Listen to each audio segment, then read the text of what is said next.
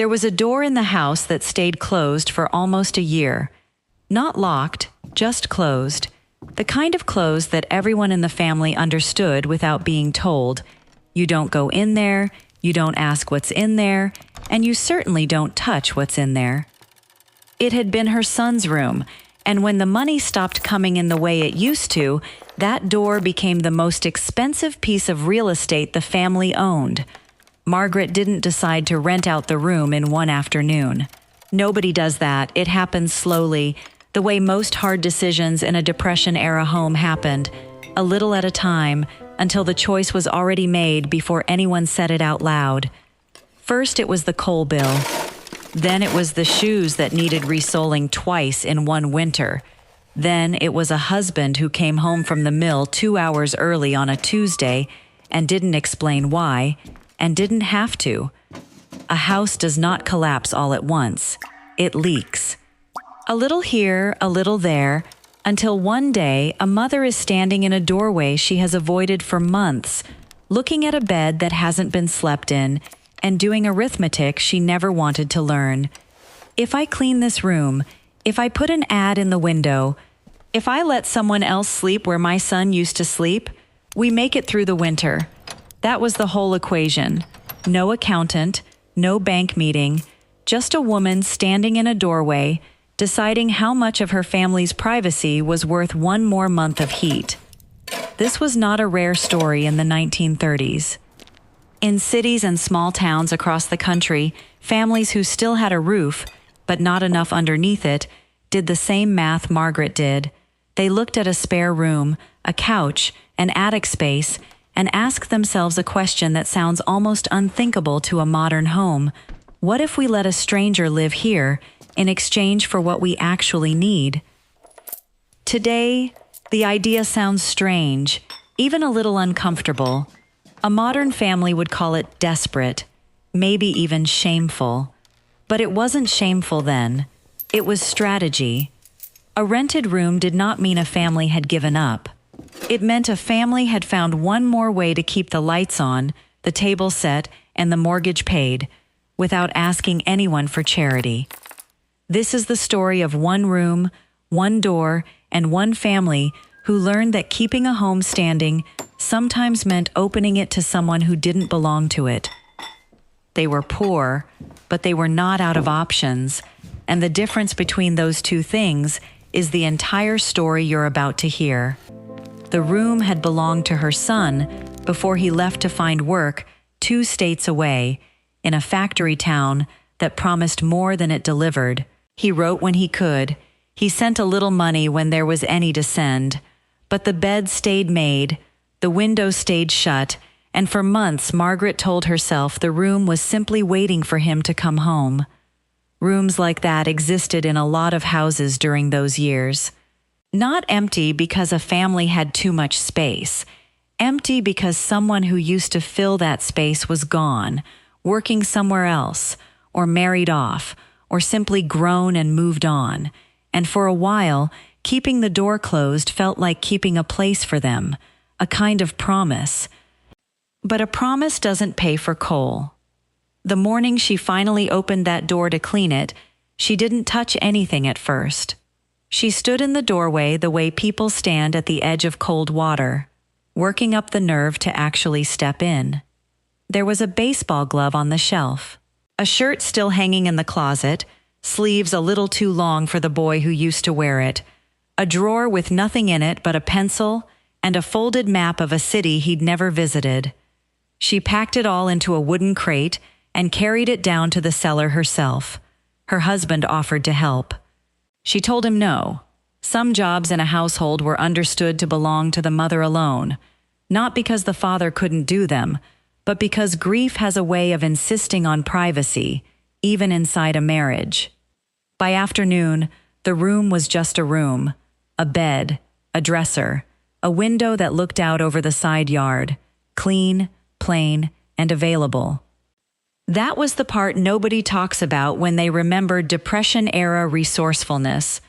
Before a family could turn a room into income, someone first had to turn it back into an empty space, which meant packing away a piece of their own life and setting it aside, quietly, so a stranger could sleep where a son once did.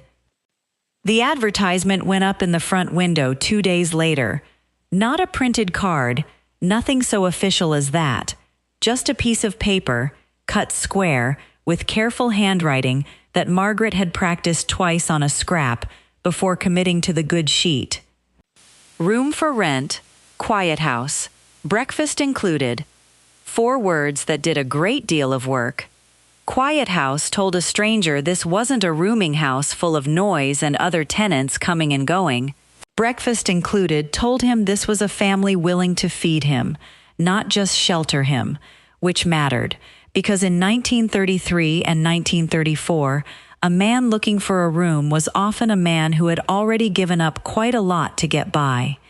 In many American towns, a sign like that in a front window wasn't unusual at all.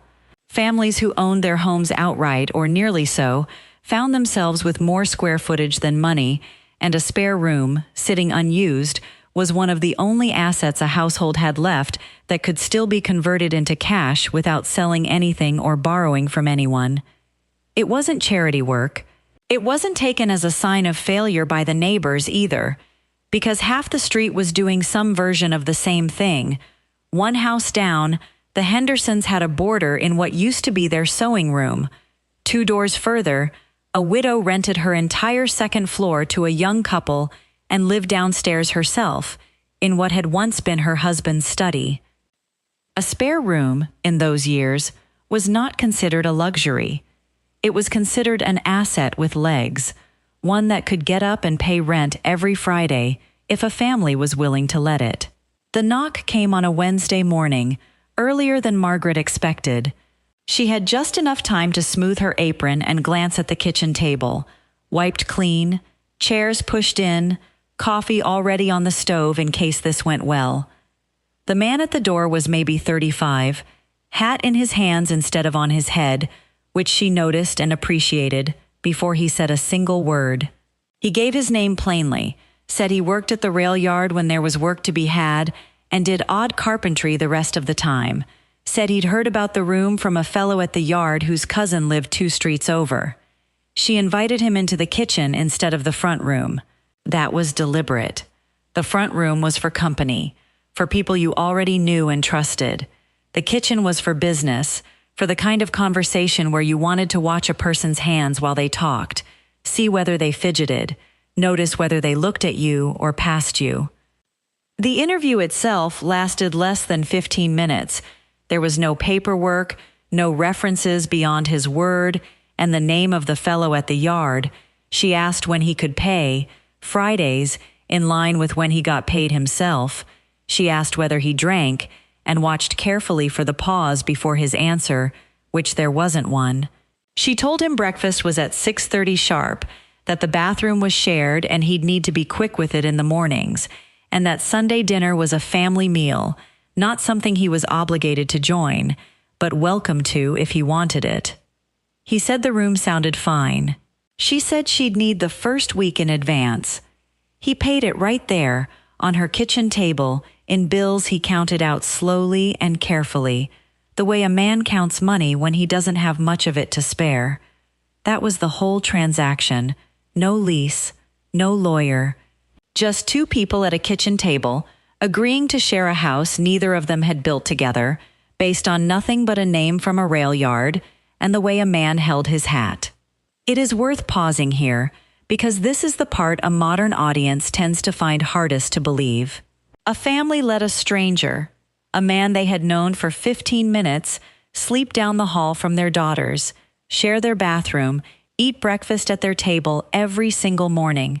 No background check, no formal agreement, no safety net beyond a mother's instinct and a father's willingness to trust his wife's judgment. This wasn't recklessness, it was calculation, dressed up as hospitality. Families who took in boarders during those years were making a bet that decency, need, and the plain fact of shared hardship would keep a stranger honest, because everyone involved understood exactly how little room there was for anyone to misbehave.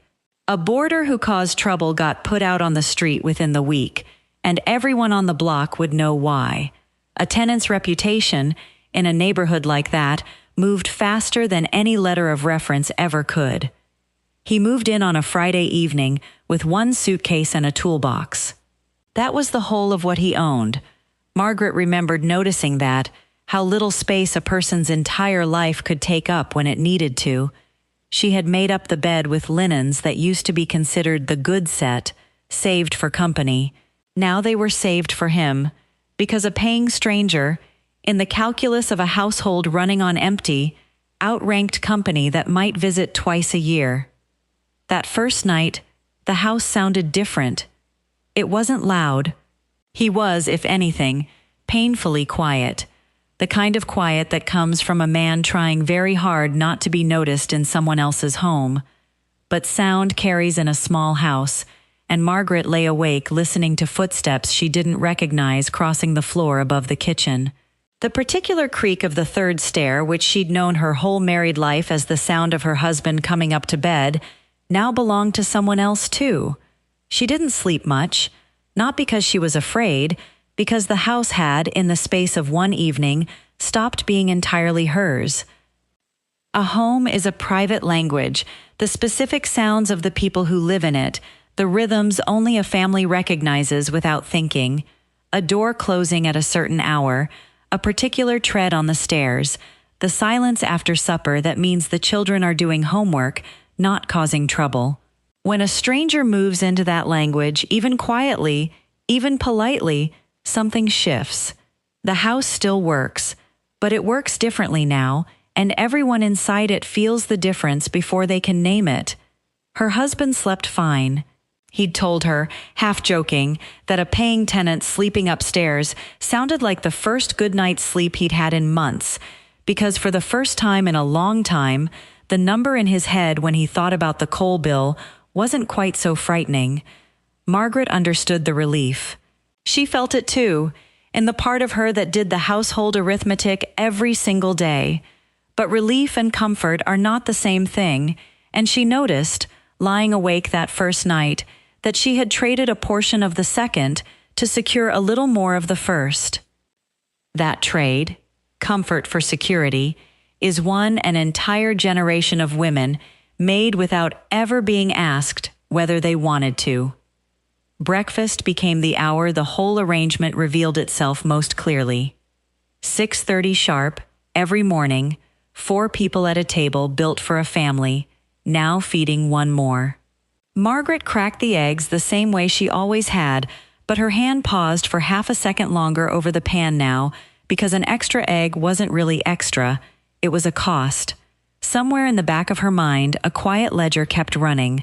1 egg, 1 cup of coffee, 1 extra slice of bread, multiplied by 7 mornings, weighed against $1.50 arriving every Friday. She never said any of this out loud. No mother did. But the arithmetic was there in every meal, whether anyone acknowledged it or not, a silent negotiation between what hospitality demanded and what the household could actually afford to give.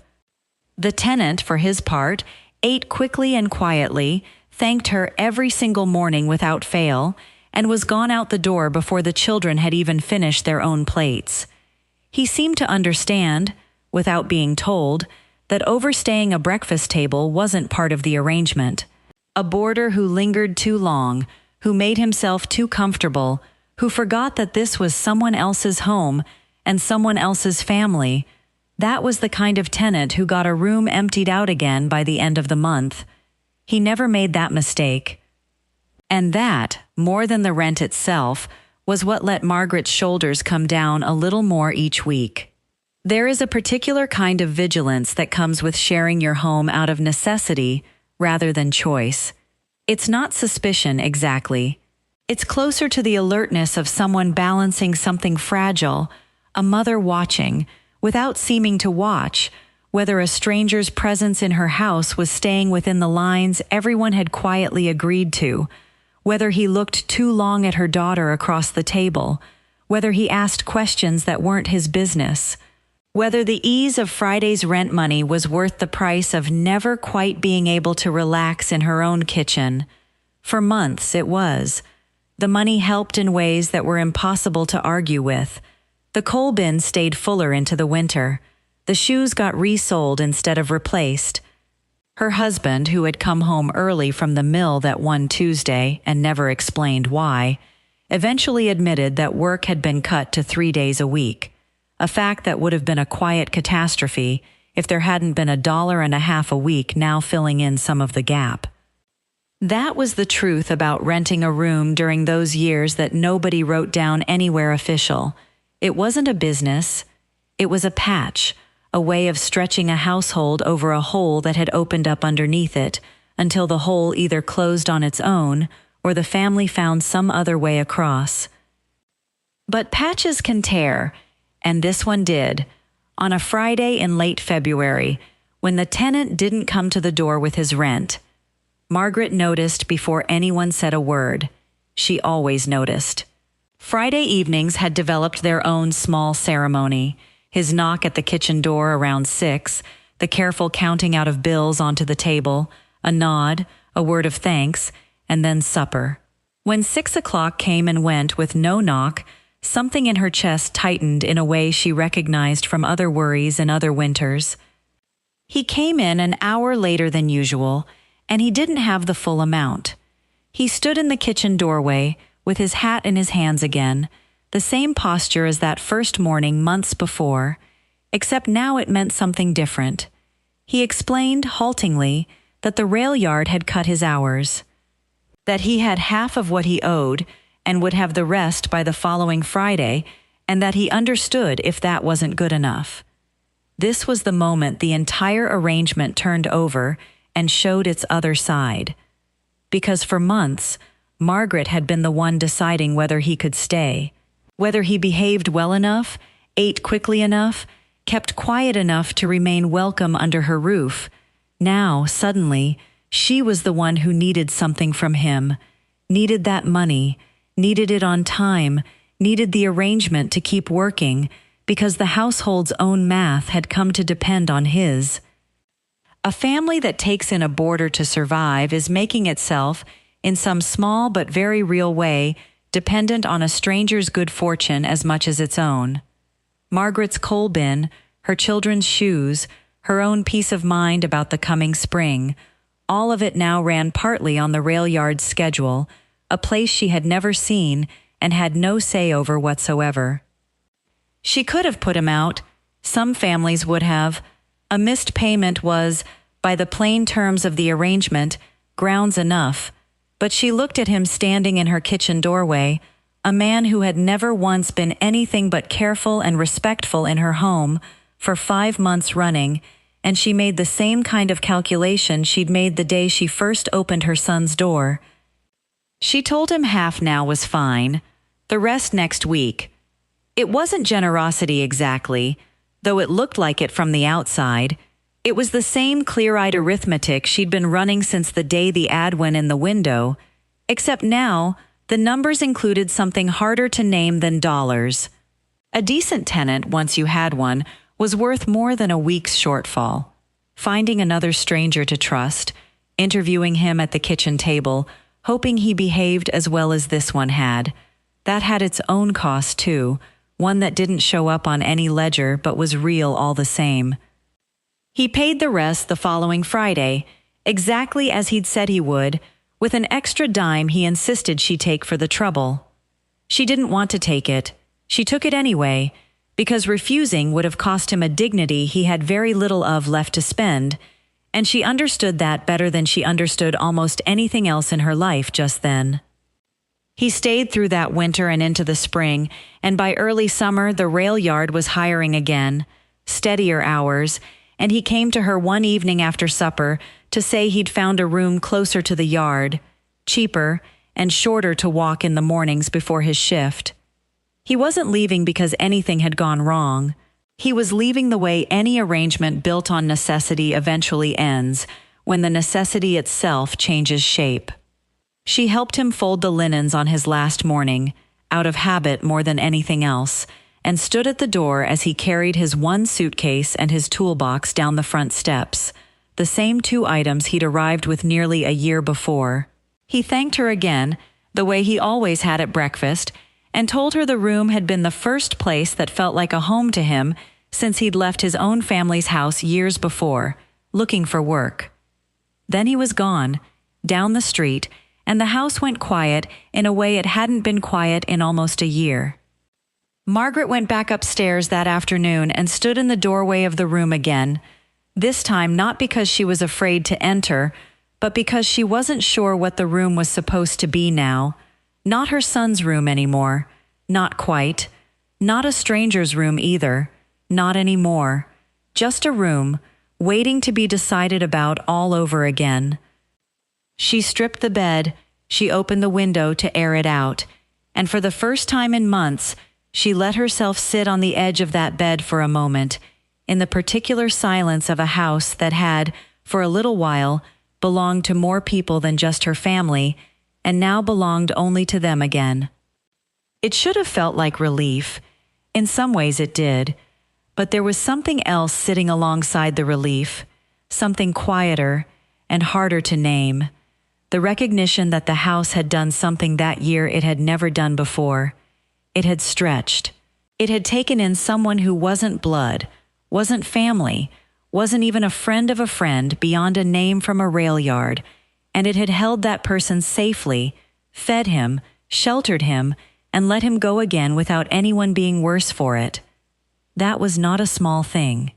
That was a house working exactly the way it needed to, in a year when working exactly right was the only thing standing between a family and real trouble. This is not a story about a stranger who moved into a house. This is a story about a family who understood that a home is not just walls and furniture and the people who happen to share your last name. Sometimes a home is a system, one that bends when it has to, opens a door it would rather keep closed, and finds a way to keep everyone under its roof, fed and warm, even if that means the roof has to cover one more person than anyone planned for. Margaret didn't rent that room because she'd given up on privacy, or family, or dignity. She rented it because she understood something the modern world has largely forgotten, that a house sitting empty while a family struggles is not virtue, it's waste. And a Depression-era mother did not have the luxury of wasting anything, including a room with a bed in it and a door that locked. If your grandmother or your great-grandmother ever mentioned a boarder, a roomer, someone who used to live with us for a while, this is very likely the story behind that sentence. Not a scandal, not a hardship story told for pity, just a family doing the quiet arithmetic that kept the lights on, one Friday at a time. A modern home, faced with the same shortfall, reaches for a second job, a credit card, a loan. Those weren't always available, and even when they were, many families preferred a solution they could see, touch, and control. A stranger at the breakfast table, paying his own way, rather than a debt they couldn't. They were poor some years, but they were never out of ideas, and that difference, between poverty and helplessness, is the whole reason this house, and thousands like it, made it through years that could have taken everything from them. If this story brought back a memory, a boarder your family once had, a room that was rented out, a grandparent who mentioned a stranger who lived with us for a while, subscribe to the Depression-era home, like this video, and tell us about it in the comments. Share it with someone who might remember a room like this one in their own family's house. Someone, somewhere, still remembers who slept in that room. Let's not let that memory close its door for good.